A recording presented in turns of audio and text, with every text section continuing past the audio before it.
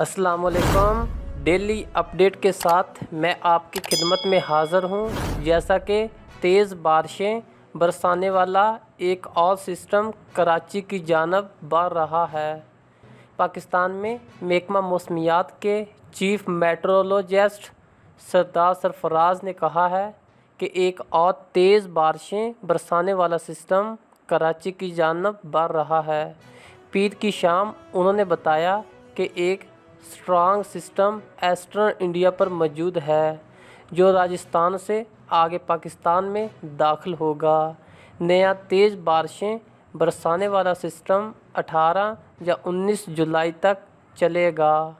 Monsoon کے دوران بارشوں سے کئی علاقوں میں سیلابی صورتحال پیدا ہوئی ہے۔ ملک کے جنوبی صوبہ سندھ میں حالیہ بارشوں کے دوران مختلف حادثات میں کم سے کم 26 افراد ہلاک اور متعدد افراد زخمی ہوئے ہیں۔ ایک نیا بیان میں صوبائی ڈیزاسٹر مینجمنٹ اتھارٹی PDMA نے کہا ہے کہ 20 جون سے 10 جولائی تک سندھ میں بارشوں کے دوران حادثات میں 26 افراد ہلاک جبکہ 11 زخمی ہوئے۔ ان میں سے 14 ہلاکتیں کراچی میں ہوئیں۔ مسلسل بارش کے بعد پاکستان کے سب سے بڑے شہر کراچی میں تباہ کن صورتحال پیدا ہوئی ہے۔ گھروں، سڑکوں اور عمارتوں میں پانی جمع ہے جبکہ جانوروں کی آلائشیں سڑکوں پر بکھری پڑی ہیں جس کی وجہ سے تعفن پھیل رہا ہے۔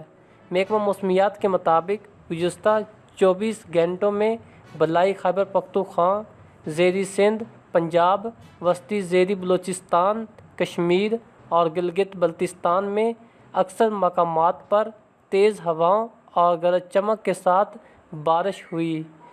کراچی میں سب سے زیادہ بارش مسرور 20 کے علاقے میں 120، DHA میں 107، فیصل بیس کی حدود میں 65، MOS میں 50، گلشن حدود میں 47، جناح ٹرمینل پر 30، یونیورسٹی روڈ پر 15 ملی میٹر جبکہ ضلع ٹھٹھہ میں 51، سکراؤنڈ 15 میں اور چھور میں 6 ملی میٹر بارش ہوئی۔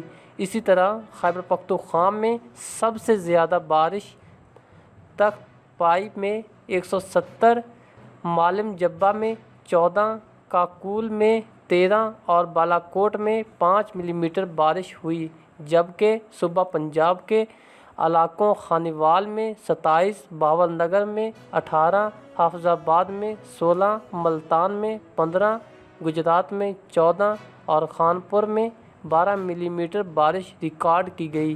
بلوچستان میں اور مارا کے مقام پر 10، پنجگور اور لسبیلا میں 5 جبکہ کوئٹہ میں 3 ملی میٹر ریکارڈ کی گئی۔ پاکستان کے زیر انتظام کشمیر کے صدر مقام مظفر آباد میں 2 اور گلگت بلتستان میں استور کے مقام پر 2 ملی میٹر بارش ریکارڈ کی گئی۔